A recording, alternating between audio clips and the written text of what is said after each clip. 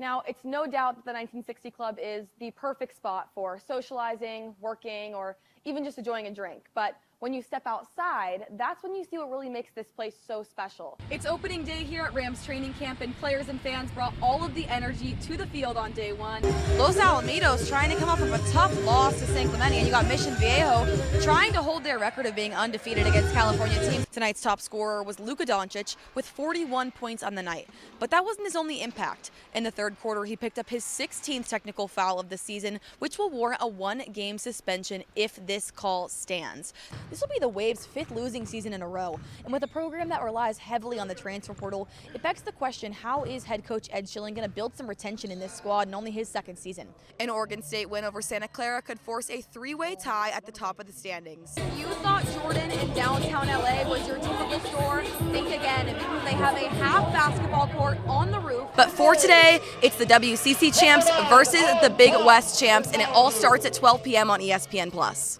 When I talked to Coach Mario Guzman about the energy in the stadium tonight, he told me they sold nearly 3,000 tickets, so the stands are going to be pretty packed. He says that energy typically helps the team out, but he's been reiterating that they got to stay calm, and hopefully if they do that, it'll be a great game tonight.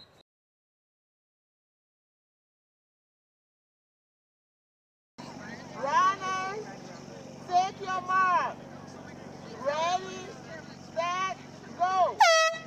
Over 100 people showed up and ran their hearts out Sunday to honor Deslyn Williams' love for running on the day after what would have been her 23rd birthday. Deslyn was one of the 4 Pepperdine seniors who lost their lives in the October 2023 crash on PCH. Her mother, Olive, flew in for the memorial run. Deslyn always loved running. Deslyn, who was an avid runner, loved it and wanted others to join her. She was training to run a half marathon and started a run club for her sorority, Alpha Phi. To commemorate her goal, students and community members gathered and completed 3.1 miles in her honor. I think it's really fulfilling to see a bunch of people come out. Senior Alpha Phi member Lauren Rocco has had a hand in planning the event the past 2 years. It's just really a special event because Deslyn's such a special person. Deslyn's mom said the event was perfect for her daughter. She would have loved this. I mean, she would love this. You know, if she was here watching, she'll be so honored. She'll be so happy. The event was able to obtain sponsorships to provide runners with food and hydration. Lauren and the Alpha Phi sorority, as well as Deslyn's mom, are hoping this 5K tradition carries on for years to come. It will mean a whole lot to me, my family, and everybody else.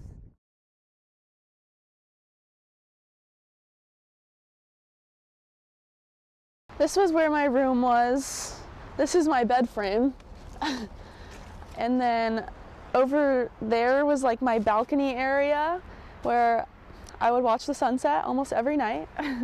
Diver Vivian Vallely and swimmer Anna Ryan were enjoying a team trip to Disneyland when the Palisades fire broke out, leaving them with only the clothes on their backs after their apartment building burned. I had to have a lot of faith in that moment that everything was going to be okay. The two hold fond memories of their first college apartment, their home together. We really loved this place. We named it Bungalow. It was awesome. Their favorite spot in the bungalow, the Nook, a custom table Vivian's uncle built for them to fit right under the windows. One of those places in the house that was just so personal and like ours, and we had like hours of conversation at that table, and it was the perfect first home. After the fire, Vivian and Anna's teammates quickly jumped into action, providing them with temporary housing and a clothing drive to get them back on their feet. It was like a huge store of organized by category, and one of those was all the team gear. The pair knew they wanted to continue living together, but where they ended up signing a new lease was unexpected. Okay, this feels a lot better. We're used to this side of Malibu, which is nice. It just kind of feels right. After almost signing a lease on an apartment that didn't feel right, the roommates landed in a place close to their old apartment, in the middle of the devastation. We've been through this. We're still going through this. I'm not shoving it away and avoiding it. I live in it. I can see other places that have been affected. For Anna, her faith was at the forefront as she navigated this unique journey. Yeah, and I can't imagine going through this without my faith in God. With so much uncertainty, Anna says she has relied on prayer. I can't control anything, if this isn't like an example of that enough. And it's all out of my control. So prayer is like something that I can do and I do have control over. And piece by piece. This is my hydro, or was, I guess. Here's like random tiles that I had plans of painting, it just hasn't gone around. Anna and Vivian are building something new, grounded in the memories that made their first home special. Life is moving on, but it's still okay that it's hard sometimes.